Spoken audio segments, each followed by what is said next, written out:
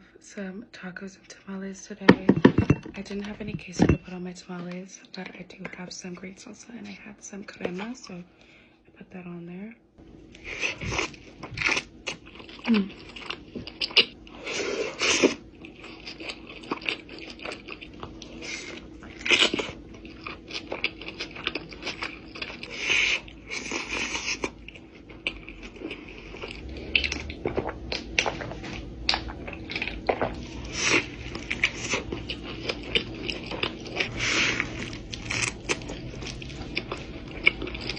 Meals like this are just so healing.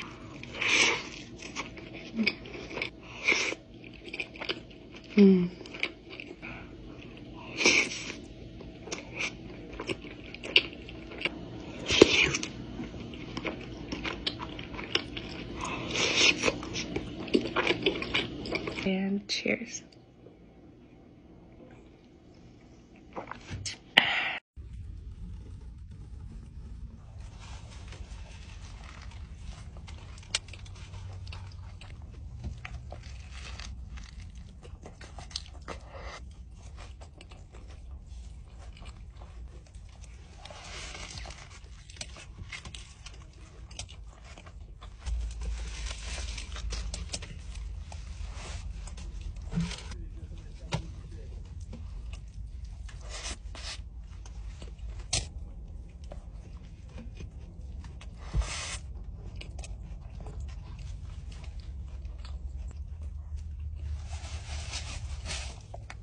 Let's see how many bites it takes me to finish this.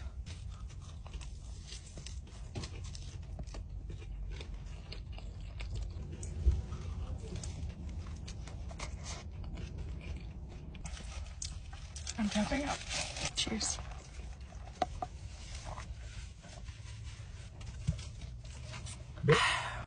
Cheers.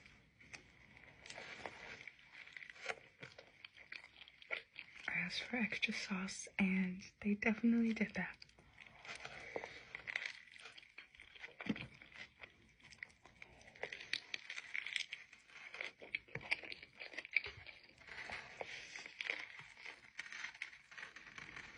I love a good juicy burger.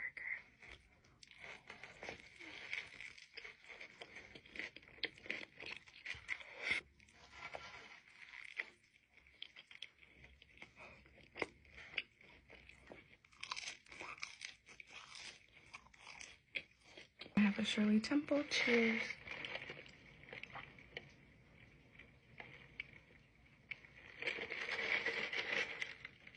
Oh, that's strong. Can't forget the sweet treat. Cheers.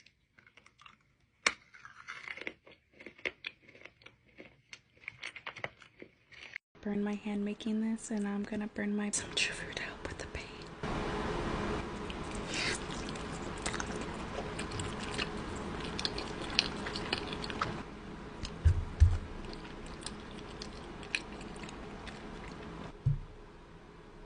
Take a bite.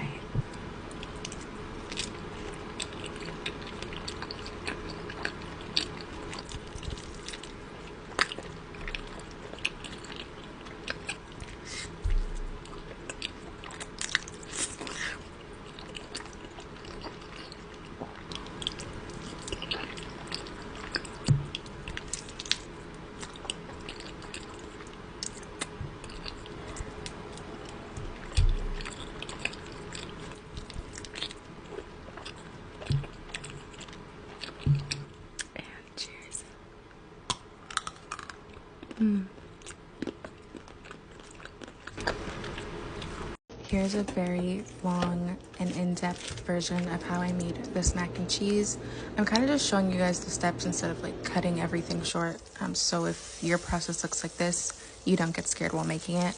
And essentially this is Teeny's mac and cheese, but I did adjust the flavors and the measurements to my taste buds. So this is what I did: equal parts fat, equal parts butter. That's the main thing. And then you're gonna keep mixing, and it's gonna look scary. Like, it might look dark like mine, that's fine, unless you can smell that it's burnt, then that's not good. But mine didn't smell burnt, so I kept going. I added in my carnations milk. So whenever you're adding in liquid, it's gonna start thickening up, and it should start off scary, but then it looks like this, and then that's when you can start adding in more liquids. little liquids at a time. So I did about 1/4 of a cup heavy whipping cream, mixed it all in. And then when I felt that there was not that many clumps left, that's when I decided to add in more heavy whipping cream. So small portions at a time. It starts off a little bit scary, but it's kind of, usually it's like a trust the process. If it smells burnt though, then you need to redo. You need to turn your heat down and start again. But yeah, so I added in as much milk as I thought that I needed for the amount of noodles I had, and then I tasted the sauce and it needed some salt, so I added in a little bit of salt. And then I started adding in my cheese. So as Timmy says, little cheese by little cheese, and mix in the cheese until it's runny. Like, don't add in more cheese until it's runny and you don't see any more clumps. So that's exactly what I've been doing, and I've made this recipe probably like 3 or 4 times, and it gets better each time. So that's what I keep doing. I'm just gonna add in more cheese, mix it in. Yes, and then I burned myself with the butter at the beginning, and that's what it started looking like, but I'm okay, don't worry. So I added in my noodles. I did a combination of cavatappi and just normal elbow macaroni because that's what I had, and then it needed a little bit more of umami taste, so I added in that Trader Joe's umami seasoning. That's just what I like. You can do cumin, you can do whatever you want. Then I put mine in the oven for 350 for about 10 minutes, and then I broiled on a high for about 7 minutes. Add some finishing touches and drizzled with some graza.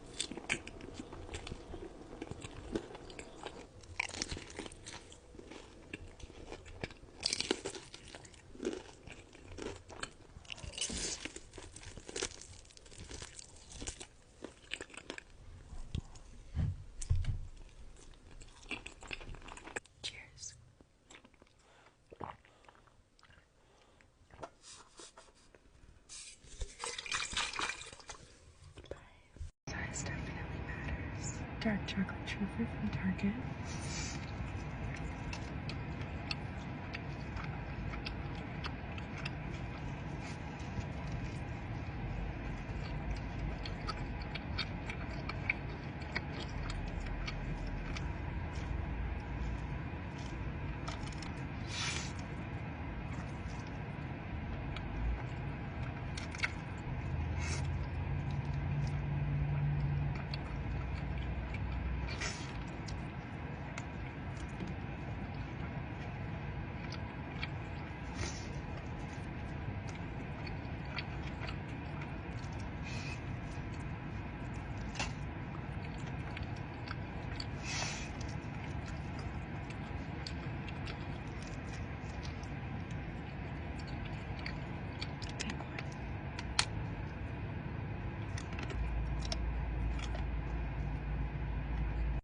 Here is another what I eat in a day video. So I decided to start off my morning with these oats overnight. I had this because I was not sure if I was going to be able to make it home for lunch, but indeed I did.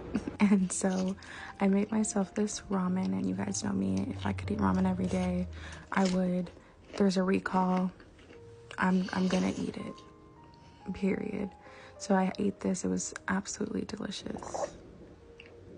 And then for dinner, I made me and my partner this amazing mushroom Alfredo pasta. And I did not film the recipe video to this, but if you guys want to see the recipe video after watching the mukbang, I guess I'm just gonna have to make it again. So let me know what you guys want.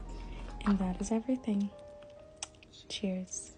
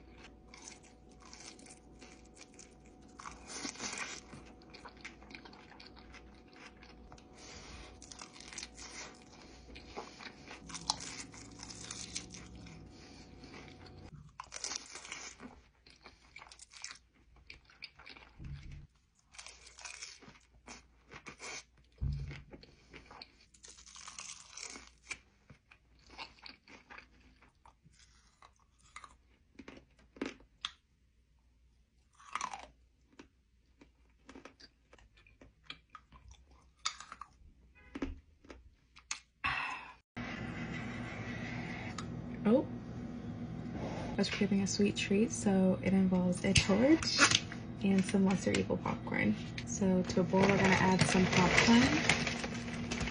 We're gonna add on some marshmallow fluff, and I'm gonna like spread it out a little bit. So it should look like this. Add in some chocolate chips. And I'm gonna drizzle on some honey. And you can just leave it like this if you want, but I need to take it up a notch.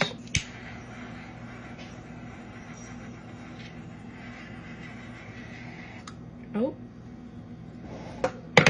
And this is what we have. So let's go in with a bite. Drop your cravings down in the comments. I'm gonna go finish this in bed and watch The Office. Cheers.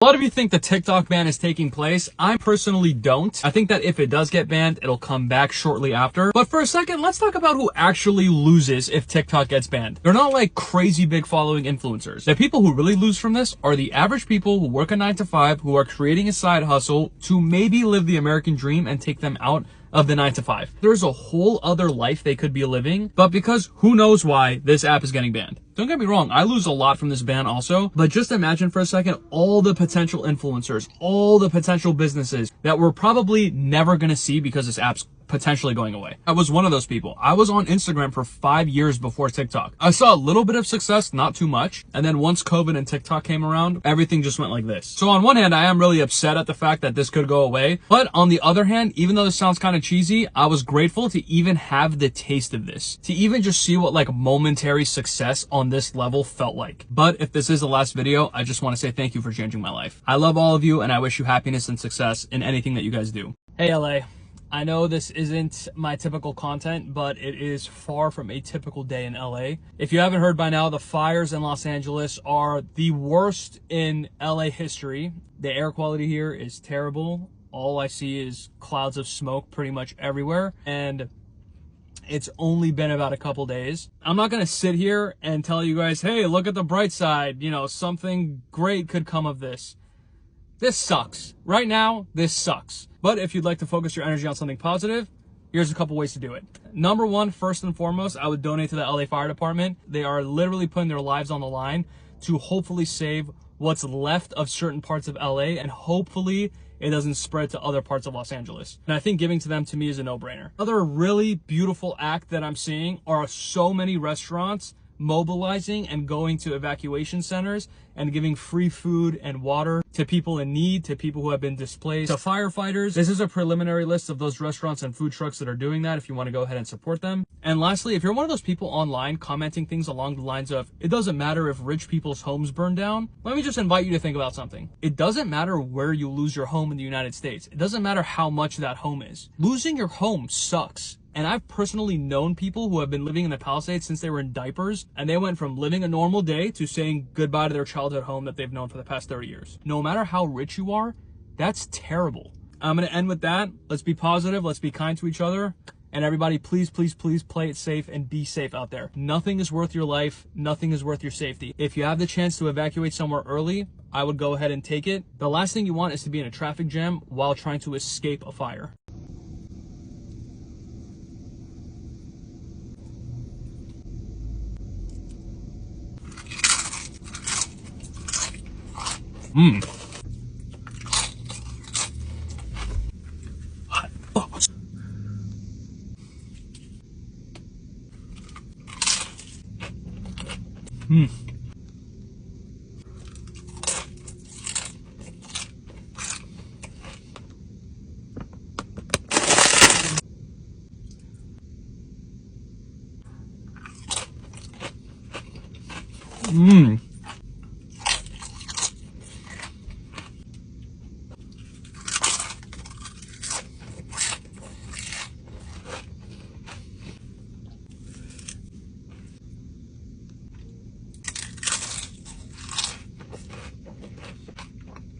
It just tastes like better, spicier Chipotle with more consistent chips. I'm full. A lot of you seem to think Ruth's Chris Steakhouse is the best high-end chain steakhouse there is, so I'm trying it for the very first time. I spent $180. Our lobster mac and cheese looks absolutely insane. Look at how much lobster comes on this. This is exactly how I like my mac and cheese. It could use a little bit more seasoning, but the cheese sauce is fantastic, and there's a lot of it. Lobster's clean, beautiful, off to a very good start. Next up, we have their cowboy steak, which seems like it's just a bone-in ribeye. I got it medium rare, and this is straight money. Look at how beautiful that looks.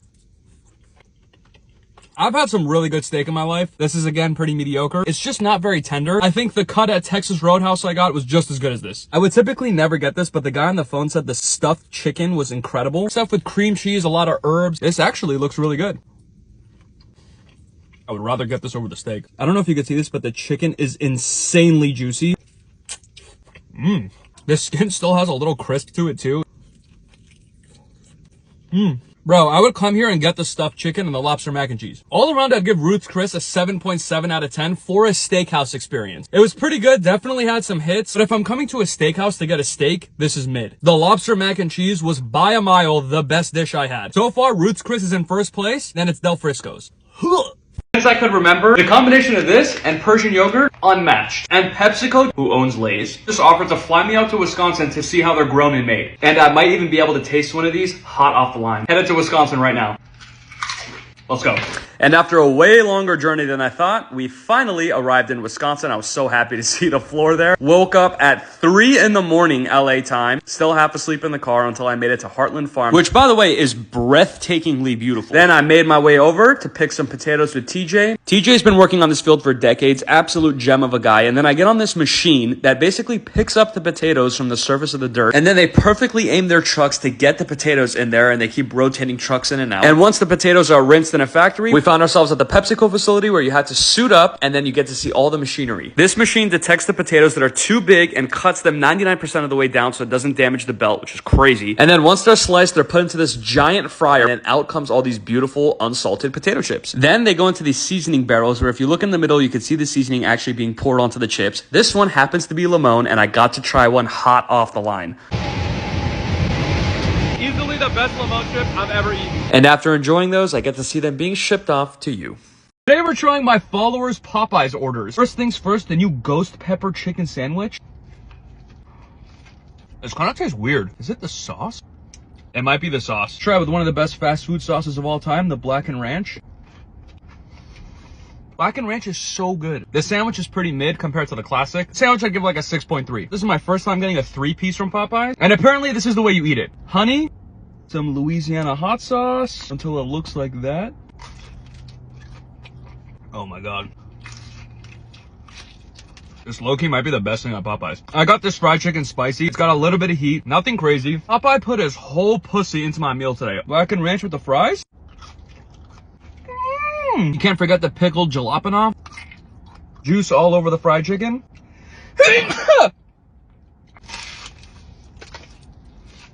This is so good. In my opinion, Popeyes and Jollibee have the best fast food fried chicken you can get. The regular fried chicken, I'm giving an 8 flat out of 10, which is stupid high for a fast food place. Best thing here is the regular fried chicken with honey and hot sauce.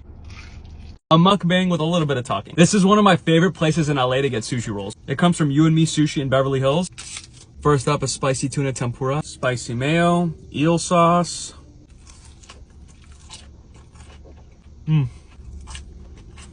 Wow. This is their spicy tuna number 2. It has like crispy wasabi cracker on the top. Oh my God. To this day, this is still one of the best rolls in LA. Oh, spicy mayo and eel sauce. $20 a roll is kind of crazy though. Lastly, my favorite roll here. This is called the El Nino. Peppered tuna, imitation crab, crispy onions, and this sauce that I don't even know how to describe. This is the first time I'm getting this and it's tasting a little fishy. Let's dip it in some ponzu sauce. Okay, it's still good, but this used to be way better. The spicy tuna number 2 is now my favorite roll here. Oh, it's fantastic. I used to give You and Me a 9.1 out of 10. Now I'd probably give it like an 8 flat. It's still really good. It just used to be one of the best.